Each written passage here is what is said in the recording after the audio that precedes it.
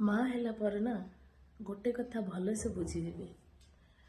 ଯେଉଁ ମଣିଷ ତୁମକୁ ଭଲ ପାଏନି ସେ କେବେ ତମ ଛୁଆକୁ କେବେ ବି ଭଲ ପାଇବନି। ଆଉ ଯେବେ ତମ ନଜରରେ ଭଲ ପାଇବାର ତମେ ତାଙ୍କୁ ଦେଖିବାକୁ ପାଅ ସେଇଟା ତାଙ୍କର ଭଲ ପାଇବାର ଅଭିନୟ। ଯିଏ ତା ମାଆକୁ ଭଲ ପାଉନି ସେ ତା ଛୁଆକୁ କେମିତି ଭଲ ପାଇବ? ଆଉ ଏମିତି କିଛି ଦିନ ଆସିବ ଯେ ସେ ତା ଛୁଆର କିଛି କ୍ଷତି କରିବା ପାଇଁ ଚେଷ୍ଟା କରିବ। ଆଉ ଯେତେବେଳେ ତା ମା ସାମ୍ନାରେ ପଡ଼ିଯିବ ସେତେବେଳେ କିଛି ଦୁର୍ଘଟଣାର ନାଁ କହି ସେ ଆରାମସରେ ସେଠୁ ଖସିଯିବ।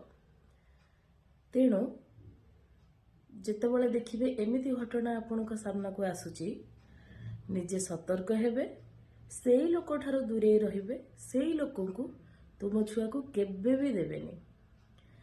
ଯେଉଁ ଲୋକ